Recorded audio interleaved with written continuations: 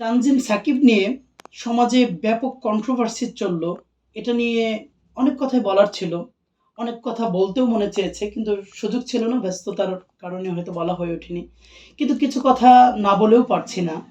সেটা হলো, আমরা যারা নারীবাদী আছি, যারা নিজেদেরকে নারীদের পক্ষপাতিত্ব করে অনেক বেশি তৃপ্তি বোধ করি বলে পরিচয় দেই, তাদের প্রসঙ্গে যদি বলি যে আসলে নারীদেরকে তো ইসলাম যথেষ্ট সম্মান দিয়েছেই, কোরআন যথেষ্ট সম্মান দিয়েছেই। এই যে তানজিম সাকিব যে উক্তিটা করেছে বা যেই কথাটা পোস্ট করেছে, যে নারীরা চাকরি করলে সন্তানের হক, স্বামীর হক এগুলো আদায় করতে পারে না বা এগুলো যথাযথ পরিপূর্ণতা দিতে পারে না, এই প্রসঙ্গটা আমাদের বিশেষ করে নারীবাদীদের পশ্চাৎপদে আগুন ধরে যাওয়ার মতো অনেকটা উপক্রম হয়েছে।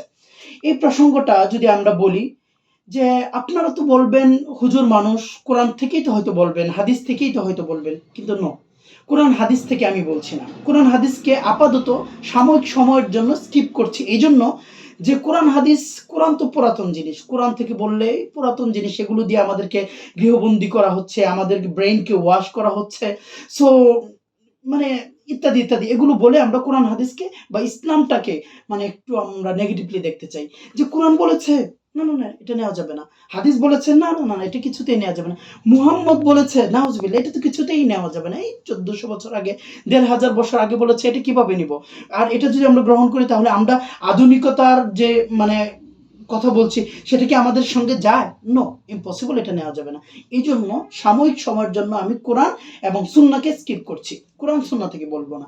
বাস্তবতার নিরিখে এবং বিজ্ঞানের আলোকে এই নারীরা যদি চাকরি করে, বাহিরে সময় দেয়, তাহলে আসলে কতটুকু তাদের প্রবলেম হয়? আসলে কি তারা তাদের যে পার্সোনাল লাইফটা আছে, সেটাকে কি তারা সুন্দরভাবে গুছাতে পারে, সাজাতে পারে? এই বিষয়টা নিয়ে একটু কথা বলবো। এখন আসি, যে আমাদের এই যে যতগুলো জার্নাল আছে, যেগুলো হেলথ, লাইফস্টাইল বলেন বা মানবিক যে হিউম্যান রাইটস নিয়ে যারা কাজ করছে, বিশেষ করে যারা হেলথ নিয়ে কাজ করছে বা মেডিকেল সায়েন্স নিয়ে কাজ করছে, এরকম বেশ অনেক অনেক জনপ্রিয় এই আর্টিকেলগুলো, তারা এরকম কিছু আর্টিকেল প্রকাশ করেছে যে একজন নারী, একজন পুরুষ কিছুতেই নয়, কোনোভাবেই নয় যে তারা সমান, কোনোভাবেই নয়। এটা আমাকে মানতেই হবে। তাদের ব্রেন টেম্পারেচার বলেন বা তাদের কার্যক্ষমতা বলেন, তাদের শারীরিক সক্ষমতা বলেন, সর্বদিক থেকেই, কোনো দিক থেকেই নারী এবং পুরুষ সমান নয়। একজন নারী, একজন পুরুষ এই জন্য সমান নয় যে একজন পুরুষ তিনি যখন বাহিরে জব করছেন, কাজ করছেন, 8 ঘন্টা ডিউটি করে, তার যে স্ট্রেস হরমোন যে নিঃসরণটা হয়, এটা বিজ্ঞান বলছে 25% নিঃসরণ হয়। 8 ঘন্টা ডিউটি করে 25% নিঃসরণ হয়। কিন্তু একজন নারী যখন 8 ঘন্টা ডিউটি করছে, সেম ওয়েতে একজন নারীর 80% হরমোন নিঃসরণ হচ্ছে। তাহলে একজন নারী পুরুষ কিভাবে সমান হলো?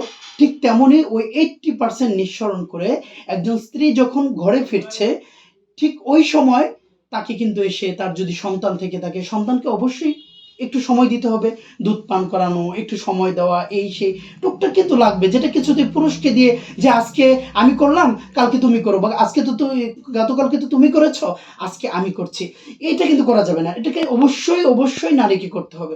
তো এইটা যে দিতে যাবে বা এই কাজটুকুন যে করতে যাবে, নারী সুলভ বা মাতৃত্বের জায়গা থেকে তার যে কিছু দায়িত্ববোধ আছে, এই কাজটুকুন যখন করতে যাবে, তখন কি একজন পুরুষের মেজাজ, একজন পুরুষের শারীরিক কন্ডিশন, একজন নারীর কন্ডিশন, দুটো কি সেম থাকবে? কিছুতেই না। যখন সেম থাকবে না, তখন একজন নারী স্বাভাবিকভাবেই বাসায় যে টুকটাক রান্না বান্না এই কাজগুলো কিন্তু একজন নারীকেই স্বাভাবিকভাবে মানায়। আমি যদি ধরেও নেই নারী করবে না, এটা পুরুষ করবে, আপাতত যদি ধরেও নেই, কিন্তু একজন নারী তো অলরেডি 80% হরমোন নিঃসরণ করে এসেছে, আর একজন পুরুষ মাত্র 25% নিঃসরণ করেছে। তো এই জন্য নারী যদি ওইখানে জব করতে গিয়ে যায়, তাহলে সে অলরেডি নিজেই মানসিকভাবে নিজে অলরেডি ক্ষতিগ্রস্ত হয়ে গেছে বা মানসিকভাবে অনেকটা তার লস হয়ে গেছে। তো সেই জায়গায় একজন নারী কিভাবে পারিবারিক যে সাপোর্টের জায়গাটা আছে, পারিবারিক বা মাতৃসুলভ যে জায়গাটা আছে, নারী সুলভ যে জায়গাটা আছে, সেই জায়গাটা কিভাবে উনি রিকভারি করবেন? এটা কি ওনার জন্য সম্ভব আদৌ? এটা কি বিজ্ঞান কি আদৌ সম্ভাবনার জায়গাটা ওনার জন্য ক্লিয়ার রেখেছেন? ইম্পসিবল। এজন্য আমরা বলবো নারীকে ইসলাম, এখন ইসলামের আলোকে বলি, নারীকে ইসলাম কিছুতেই চাকরি করা নিষেধ করে দেয় নাই যে নারী চাকরি করতে পারবে না, এটা হারাম। নো নো নো, এটা কখনো ইসলাম বলেনি। ইসলাম স্বাভাবিক একটা রেস্ট্রিকশন দিয়েছে, এই রেস্ট্রিকশনের মধ্যে থেকে নারী অবশ্যই চাকরি করতে পারবে, যদি তার প্রয়োজন হয় সে চাকরি করবে। কিন্তু স্বাভাবিকভাবে পুরুষের উপর যেহেতু দায়িত্ব, একজন পুরুষের উপর দায়িত্ব বলে সেই পুরুষ নারীর যাবতীয় প্রয়োজনকে পূরণের জন্য তাকে যা করা দরকার, প্রয়োজনে যদি ভিক্ষা করতে হয় সেটাও পুরুষকে করার দায়িত্ব কোরআন সুন্নাহ দিয়েছে, এটা তার উপর আবশ্যক করে দিয়েছে। এখন তারপরেও যদি একজন নারীকে চাকরি করতেই হয়, উনি করুক, এটা নিয়ে ইসলাম তেমন কিছু বলছে না। কিন্তু আমি বলবো বা আমরা বলবো যে বিজ্ঞানের আলোকে যে আমরা হরমোন নিঃসরণের ব্যাপারটা বললাম বা বাস্তবতার নিরিখে কথাটা বললাম, এই যে বিষয়গুলো, এগুলোকে আপনি কিভাবে মাইনাস করবেন, এগুলোকে কিভাবে স্কিপ করবেন, এই যৌক্তিকতাটাকে, এই বাস্তবসম্মত কথাটাকে কিভাবে আপনি স্কিপ করে যাবেন? এই জন্য তানজিম সাকিব যে কথাটা বলেছে, এটা যদিও আমাদের নাস্তিক পাড়ায় পশ্চাৎপদে আগুন লাগিয়ে দিয়েছে, কিন্তু এটাই বাস্তব, আপনাকে মানতেই হবে। এটাই মানে প্রাকৃতিক, ন্যাচারালি এটাই হয়, এটাই হবে, এটাই হওয়ার মতো।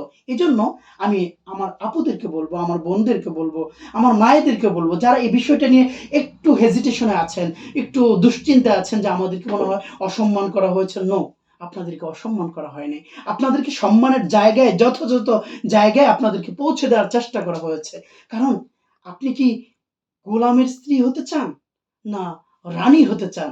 নিশ্চয়ই বাছাই করবেন, টিক মার্ক করবেন যে আমি রানী হতে চাই। তো রানী আপনি কিভাবে হবেন? আপনার স্বামীকে গোলাম বানিয়ে আপনি রানী হবেন? সো ডিফিকাল্ট, এটা কিছুতেই সম্ভব না। আপনি যদি রানী হতে চান, আপনি যেহেতু নারী, বিকজ আপনাকে রানী হতে হবে, রাজা হওয়ার সুযোগ নেই।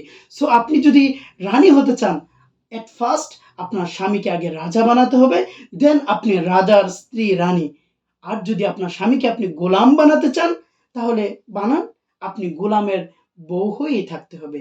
এখন ডিসিশন ইজ ইয়োর, যে আপনি রানী হবেন না গোলামের বউ হয়ে লাইফ কাটিয়ে দিবেন। So be careful.